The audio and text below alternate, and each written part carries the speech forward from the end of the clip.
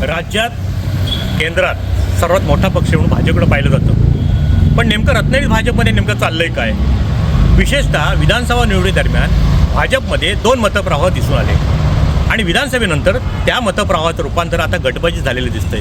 त्याचं कारण असं आहे की मध्यंतरी जिल्हाध्यक्ष सुजाता साळवी यांचा अचानक घेतलेला राजीनामा आणि दरम्यानच्या काळात कालच भाजपच्या सोशल मीडिया सेलच्या प्रमुख वर्षा राजे निंबाळकर यांनी फेसबुकवर टाकलेली पोस्ट सगळं काही सांगून जातं आहे की भाजपमध्ये कुठेही अलबेल नाही. त्या पोस्टमध्ये त्या म्हणतात की मी प्रामाणिकपणे महायुतीचे उमेदवार उदय सामंत यांचं काम केलं म्हणून मला भाजपच्या सोशल मीडियावरच्या ग्रुपमधून बाजूला केलं गेलं. आणि त्याच्यामध्ये ते सुद्धा असं म्हणतायत की इतर जे बाळमानेचे समर्थक आहेत किंवा बाळमानेचे जवळचे नातेवाईक आहेत ते मात्र भाजपच्या ग्रुपमध्ये आजही आहेत. त्याचं कारण काय असं त्यांनी या फेसबुकच्या माध्यमातून विचारणा केली. मुळात त्याच्यामध्ये त्यांनी अत्यंत एक महत्त्वाचं वाक्य वापरलं आहे की 5 जणच रत्नागिरी भाजप चालवतात. म्हणजे नेमके 5 कोण हे अजूनही कोणाला सामान्य कार्यकर्त्याला समजलेलं नाही किंवा दिसलेलं नाही.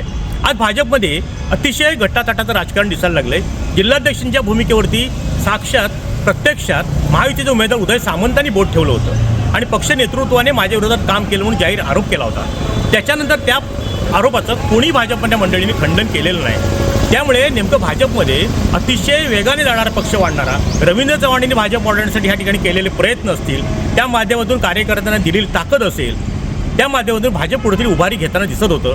पण आता ह्या गटबाजीने भाजपमध्ये अंतर्गत निर्माण झाल्यामुळे भाजपमध्ये नेमकं चाललंय काय आणि या भाजपमधले 5 जण नेमके वर्षा राजे निंबाळकर म्हणतात त्यामुळे कोण चालवतं हा प्रश्न असा सामान्य भाजपच्या कार्यकर्त्यांना पडला आहे. आगामी विधानसभा निवडणूक झाली, आगामी आता नगरपालिका असेल, जिल्हा परिषद असेल, भाजपमधल्या एका गटाचं म्हणणं असं आहे की भाजपने सहभागी जावं. पण सामान्य कार्यकर्त्याला वाटतं आहे की भाजपला अजूनही तेवढा ह्या जिल्ह्यामध्ये म्हणा किंवा दक्षिणेत तेवढा जनाधार नाही की जेणेकरून जिल्हा सदस्य किंवा पंचायत समितीचं निवडून येण्यासाठी काही ठिकाणी अपवादात्मक स्थिती आहे.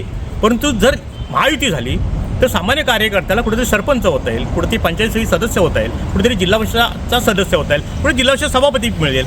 ह्या अपेक्षेने सुद्धा भाजपचे कार्यकर्ते आता त्या दृष्टीने चर्चा करायला लागले.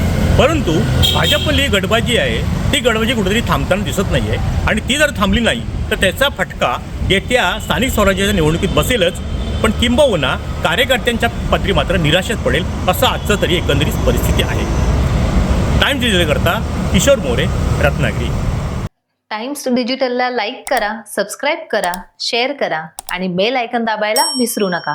पाहत रहा टाइम्स डिजिटल.